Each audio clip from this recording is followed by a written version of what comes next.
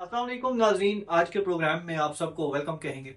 जैसा कि हम जानते हैं कि इस वक्त बांग्लादेश के अंदर बहुत बड़े पैमाने के ऊपर एहतजाज चल रहे हैं।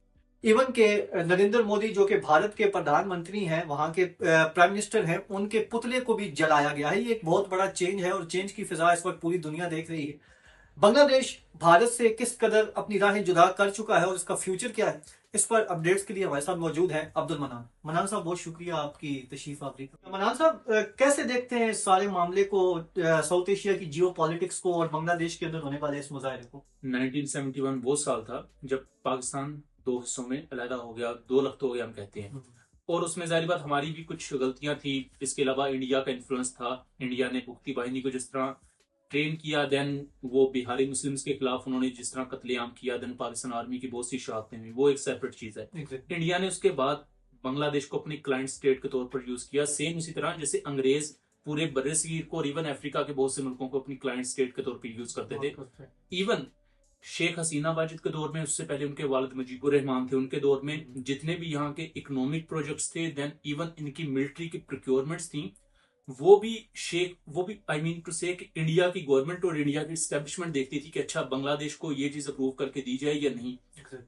और उसके बाद अगर सन 2000 के बाद से लेकर अब तक की मैं बात करूं, तो बांग्लादेश एयरफोर्स की मैं पर्टिकुलरली बात करूं तो उन्हें कोई भी नया फाइटर एयरक्राफ्ट खरीदने ही नहीं दिया गया। आज बांग्लादेश एयरफोर्स की ये हालत है कि वो म्यांमार जैसे मुल्क के खिलाफ भी कहीं स्टैंड नहीं करते, और ये प्रैक्टिकल बात है। ये सिर्फ बांग्लादेश एयरफोर्स की बात कर रहा हूँ। अगर आप बांग्लादेश की इकोनॉमी और इवन आर्मी, नेवी और दूसरे सेक्टर्स को भी देखें तो यही हाल है। इंडिया ने उनके जो, आप समझ लें कि किसी भी सेक्टर का जो हेड है वो अपनी वो मर्जी से लगाते थे, वो एग्जैक्टली। अभी इस वक्त जो करंट सिचुएशन है, जो वहां पर प्रोटेस्ट किए जा रहे हैं, इवन इंडियन एम्बेसी के बाहर प्रोटेस्ट किया गया बड़े बड़े पैमाने के ऊपर, और बड़ा एक लेयर निकली है वहां से। ये देखने को मिला है कि बांग्लादेश की जो ग्राउंड लेवल पे आवाम है वो अब बाहर निकल रही है इंडिया के खिलाफ। ये बड़ा चेंज है पाकिस्तान, बिल्कुल बड़ा खुशाई। बिल्कुल। उसमें अब ये चीज है ना कि शेख हसीना वाजिद की जब गवर्नमेंट गई तो लोगों ने इस चीज को जरूर रियलाइज किया कि वो उन्होंने आजादी हासिल की थी अपनी, हम कह लें कि अपनी ऑटोनॉमी लेने के लिए, कि हम खुद मुख्तार होंगे अपने इस पर्टिकुलर खिते में। आजादी हासिल की थी, पर मुफ्ती बामी को भी तो सपोर्ट भारत ने किया बिल्कुल, था। बिल्कुल। इसमें आजादी का पर्सपेक्टिव तो ये भी था कि इंडिया भी नहीं चाहता था कि पाकिस्तान, ईस्ट और वेस्ट पाकिस्तान एक रहे, तो शायद इंडिया का भी इसमें एक अमल था प्रॉपर। बिल्कुल। अब आम बांग्लादेशी जब ये सोचता है कि हम पाकिस्तान से लैदा हुए थे अपनी खुद मुख्तारी के लिए, अब उतने ही वो सालों से वो इंडिया के अंडर है, तो फिर वो आजादी हासिल करने का वो जो गोल उनका अचीव नहीं हुआ, वो बिल्कुल खत्म हो गया। यही वो सबसे बड़ी वजह है कि लोग वहां के फ्रस्ट्रेटेड है। आपने अगर देखा हो कि जब से नई गवर्नमेंट आई मोहम्मद यूनुस की, और शेख हसीना वाजिद फ्लड कर गई इंडिया में, एग्जैक्टली, और लोगों ने शेख मुजीबुर रहमान के मुजस्मों को जलाया, और वहां की जो लेगेसी थी 1971 की, पाकिस्तान के खिलाफ नफरत थी। इवन यहाँ तक ये नफरत थी कि तुर्की और चाइना जैसे मुल्कों के साथ भी इंडिया ताल्लुकात अच्छे नहीं होने देता था बांग्लादेश के। अब जब वो पूरा सिनेरियो खत्म हो गया तो आप देख लें बांग्लादेश के ताल्लुकात तुर्की से भी अच्छे हुए, चाइना से भी अच्छे हुए, पाकिस्तान से भी बहुत। और इवन अब तुर्की से वो इक्विपमेंट ले रहे हैं, अपनी मिलिट्री को सबसे पहले मॉडर्नाइज कर रहे हैं, क्योंकि बांग्लादेश का इस वक्त सबसे बड़ा इशू उनकी इकोनॉमी नहीं है। उनकी इकोनॉमी एक हद तक स्टेबल है, उनका सबसे बड़ा इशू उनकी सिक्योरिटी है। एग्जैक्टली। और इंडिया वो होने नहीं देना। इंडिया इन्वॉल्वमेंट रखता है बांग्लादेश के अंदर। अब यही वजह है कि जब ये 16 दिसंबर या बांग्लादेश का विक्ट्री डे आया, तो बांग्लादेश की जो इमर्जिंग नई पॉलिटिकल पार्टीज हैं उनके लीडर्स ने एंटी इंडिया बयान दिए। भाई बल्कि तुम लोग हम लोगों को इतने सालों से कंट्रोल करते आए हो, तुम लोग पाकिस्तान से किस तरह डिफरेंट हो, मतलब उनका जो नैरेटिव है। अब जब उन्होंने ये बयान दिए तो इंडिया की जो सोशल मीडिया ब्रिगेड है, AKA RSS की सोशल मीडिया, जो IT सेल्स हैं इंडिया के, स्टेट स्पॉन्सर्ड, उन्होंने एंटी बांग्लादेश तो नैरेटिव चलाया ही, उन्होंने प्रॉपर एंटी मुस्लिम नैरेटिव भी चला दिया, मतलब पाकिस्तान के खिलाफ भी, और मुसलमानों को भी टारगेट किया गया। सेम है जैसे ऑपरेशन सिंदूर में उन्होंने एंटी मुस्लिम काम किया था। अब यहाँ तक की चीज नहीं रुकती, बल्कि असम के जो चीफ मिनिस्टर हैं उनका बयान कल परसों काफी ज्यादा वायरल हुआ सोशल मीडिया पर। वो ये कह रहे हैं कि बांग्लादेश के बॉर्डर के अलोंग जितनी भी इंडिया की मिलिट्री कोर है और जितना भी मिलिट्री स्ट्रक्चर है उसको स्ट्रेंथन कर दिया जाए, मतलब मिलिट्री डिप्लॉयमेंट बढ़ा दो, फाइटर जेट्स बढ़ा दो, air defence system etcetera etcetera.